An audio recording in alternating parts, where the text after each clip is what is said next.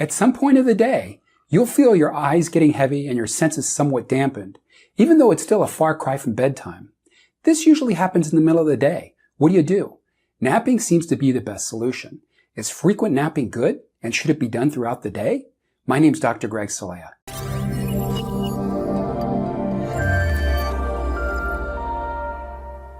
There are many benefits that you can get from frequent naps.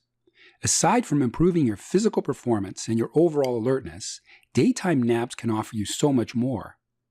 They can help improve your performance when it comes to tasks that require symbol recognition, logical reasoning, and fast reaction time. A short rest can help uplift your mood and also aid in regulating your emotions. People who resort to naps are less impulsive in making decisions. Sleeping for brief periods helps reinforce learning. This is extremely beneficial in tasks that require you to distinguish objects based on visual texture. Visual texture is one of the prerequisites in learning new concepts. It can help improve various areas of memory as well. In fact, cat naps can help you boost your item memory. This is a sort of memory that makes you remember what you're about to buy based on your grocery list. Another memory area that can boost from naps is the associative memory. This is a type you get to associate concepts and words and actual objects, people, and places. You have to take frequent naps if you feel a little less functional than your usual self. There are times you'll really need a boost and feel like you need to get away from the daily grind. Here are some of the signs that you might need a brief snooze. These may be somewhat trivial, but a little rest from time to time may just be what your body craves for that moment. You're willing to make frequent naps as part of your usual routine. Some people are very much willing to do this if they typically lack the required number of sleeping hours during the night. When you're on the brink of experiencing loss of sleep, this usually happens in an instance like having a prolonged working shift. Actually, it's a lot safer than working yourself up to the point of total exhaustion. This is also helpful if you experience unexpected sleepiness or a new episode of fatigue. This is typically the case during those days that you've been staying up later than usual during the previous night. Even research supports the health benefits that frequent napping can bring you.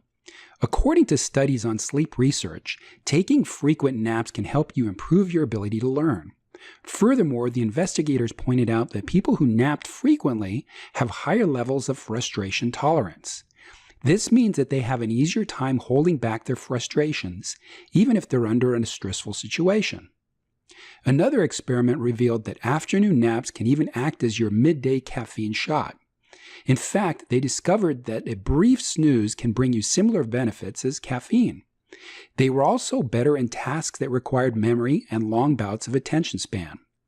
If you want to learn more about frequent naps, check out my website.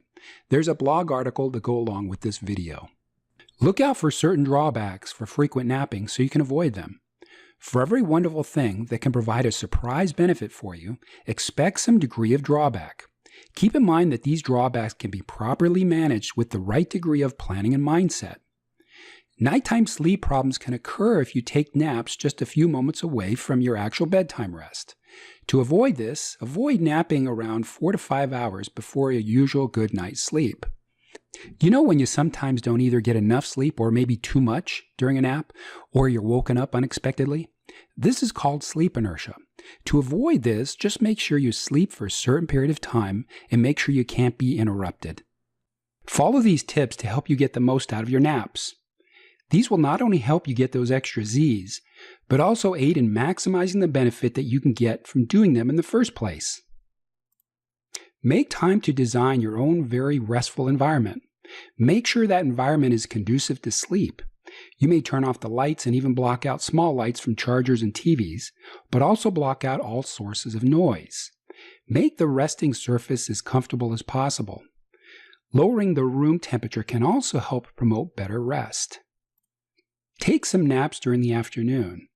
Actually, the best time to have these naps is during the time of day when you feel that you are the lowest levels of alertness and concentration. This usually occurs when you just had a large meal or have been continuously working for a prolonged period of time. Keep each nap short. An average nap should only take 10 to 30 minutes and 90 minutes at most. Anything longer can make you feel groggy. Thanks for tuning in. I hope you've learned some things about your health. If you'd like to know more, please go to my website, drcelaya.com, where you can schedule for a free 15-minute consultation or become a new patient. We'll look into your issues with lab work to get to the root cause of your problems. If you'd like to see more videos about your health, please subscribe below.